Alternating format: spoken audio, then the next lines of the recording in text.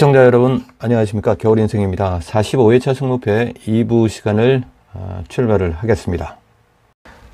자, 2부 시간은 5번 경기부터 서둘러서 떠나보도록 하겠습니다. 세레소 오사카와 니가타가 펼치는 24라운드 매치업이고요.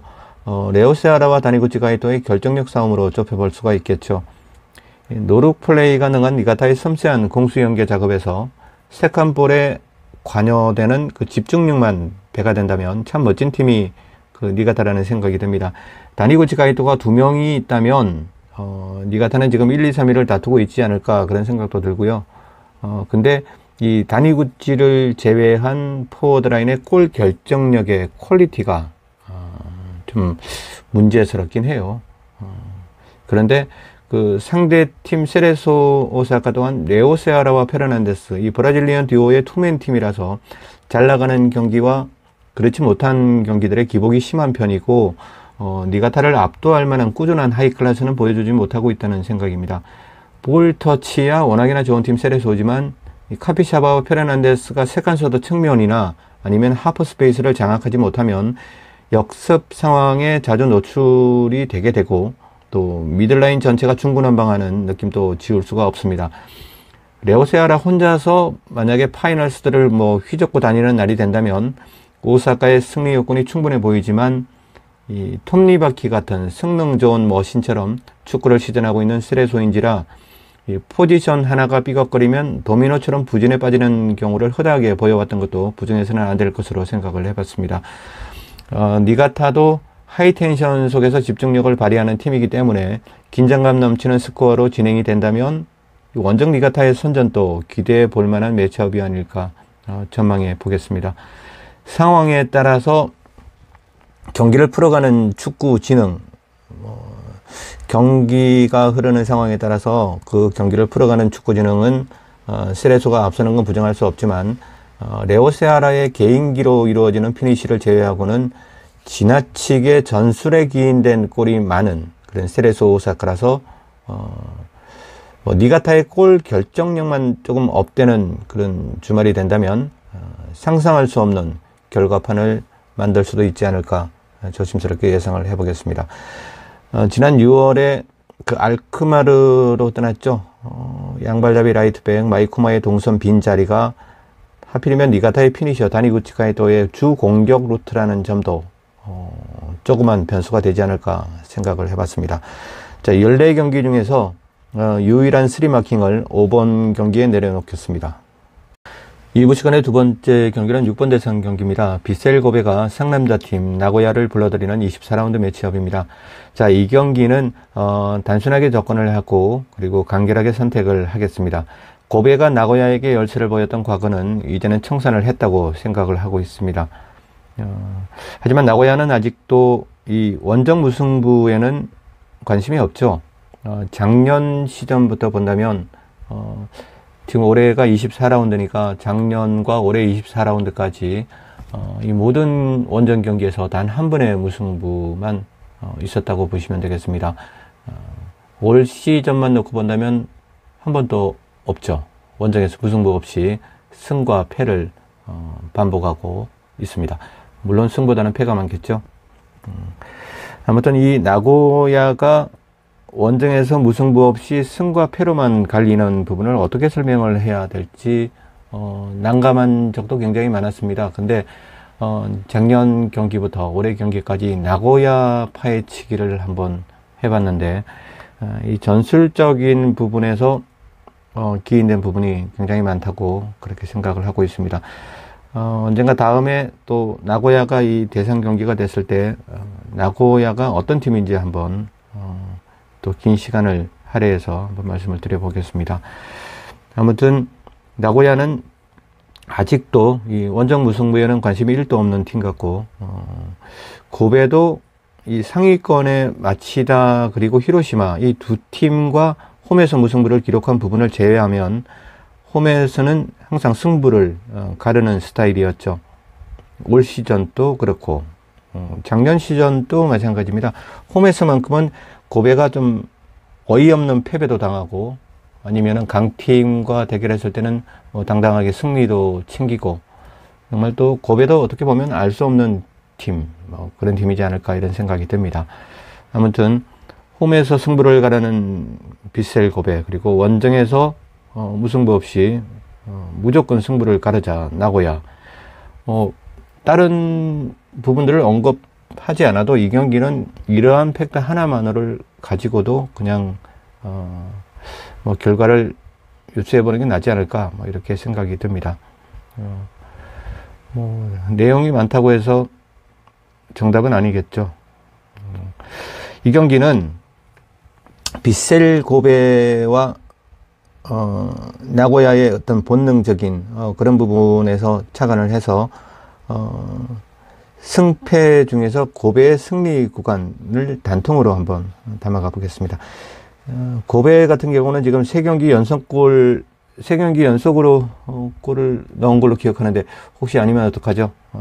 아무튼 3경기 연속골을 기록을 하고 있을 거라고 생각이 됩니다. 오사코 선수, 그리고 정말 미치면 갈지마오 선수가 되는 모토 요시노리 선수, 이 두 선수의 컨디션이 지금 절정으로 치닫고 있는 고베라는 생각이 들고, 그래서 이 주말 경기는 고베의 승리만이 가장 높은 확률의 안전을 담보하고 있다고 생각을 하고 있습니다. 자, 다음 경기는 행운의 숫자죠. 7번 대상 경기입니다. 후쿠오카 그리고 도쿄 베르디. 이 경기는 그 대진표를 처음 접했을 때 무승부 말고는 아무런 생각이 들지 않던 매치업이었습니다. 한번 두 팀을 살펴보도록 하죠. 원정팀 베르디는 그 직접 마치다전을 패배하면서 끈적끈적하던 베르디의 상승세가 좀 주춤해버린 것 같지만, 선두 마치다를 상대로 보여준 베르디의 중앙 침투 능력은 마치다 구로다 감독의 간담을 서늘하게 만들고도 남음이 있는 그 경기력을 보여주었다고 생각이 듭니다. 타니 코세이 키퍼의 선방쇼가 없었다면 1대 0이란 스코어는 말이 되지 않았었겠죠. 도쿄 베르디는 여전히 1부 리그 다움을 연출 중이라고 단언할 수 있고요. 하늘을 찌르는 기세를 보여주던 후쿠오카는 자이디의 부진, 그리고 웰링턴의 부재, 자, 이 두 가지가 겹치면서 유효 슈팅 자체가 현격하게 줄어들면서 2연패를 기록 중입니다. 웰링턴은 22라운드에서는 출전을 했죠. 23라운드에서 웰링턴은 출전하지 않았습니다. 그리고 자에디는 짧은 시간 출전했지만 역시 아주 부진한 그런 경기력을 보여주었습니다. 이 자에디와 웰링턴은 뭐라고 말씀을 드려야 할지 모르겠는데, 참 동전의 양면 같은 그런 존재, 칼등과 칼날 같은 그런 존재. 아무튼 후쿠오카에게는 천군만마가 될 수도 있고, 후쿠오카에는 정말 계력이 될 수도 있는 그런 두 선수라고 생각이 됩니다. 아무튼 그라운드로 돌아오겠죠. 웰링턴이 그라운드로 돌아오게 되면 후쿠오카를 다시 이렇게 세울지 사뭇 궁금해지는 매치업이기도 합니다. 웰링턴이 살아야 코노도 살고, 그리고 자에디도 살아난다고 생각하고 있고, 뛰어난 후쿠오카의 수비 라인들에게 승리의 동기부여도 줄 수 있다고 생각을 합니다. 이러한 요소들이 모여서 다시 후쿠오카를 반등시킬 수 있다고 생각하는 겨울 인생입니다. 주말 경기에서 그 웰링턴이 어떤 시그널을 던져주느냐에 따라서 주말 24라운드는 천양지차의 결과가 예상이 된다고 가늠을 해보겠습니다. 경기력, 지금 어떤 특정 선수를 제외하고 팀의 경기력을 본다면 도쿄 베르디가 좀 더 좋아 보입니다. 근데 후쿠오카는 팀을 최상위 클래스로 만들 수도 있고, 그리고 최하의 허접한 경기력으로 만들 수 있는 선수들이 군데군데 포진해 있죠. 그래서 이런 부분들이 있다 보니까 좀 기복이라고 하기는 좀 그렇지만 아주 뛰어난 경기를 보여줄 때도 있고, 정말 허무하게 패하는 경기를 보여줄 때도 있습니다. 자, 그런 후쿠오카이기 때문에 지금 현재 가장 꾸준한 베르디를 상대로 해서 후쿠오카가 뭐 승리를 할 수도 있고 패배를 할 수도 있고, 두 가지 모든 부분을 예상을 해보면서 마킹 라인을 잡아봤습니다. 자, 다음 경기는 10번 대상 경기입니다. 사간도스와 산프레체 히로시마가 1합을 겨루게 되는 24라운드 일정이고요. 히로시마는 일본 국대 미들라인의 카와무라 다쿠무의 잘즈브르크 이직이 확정됐죠.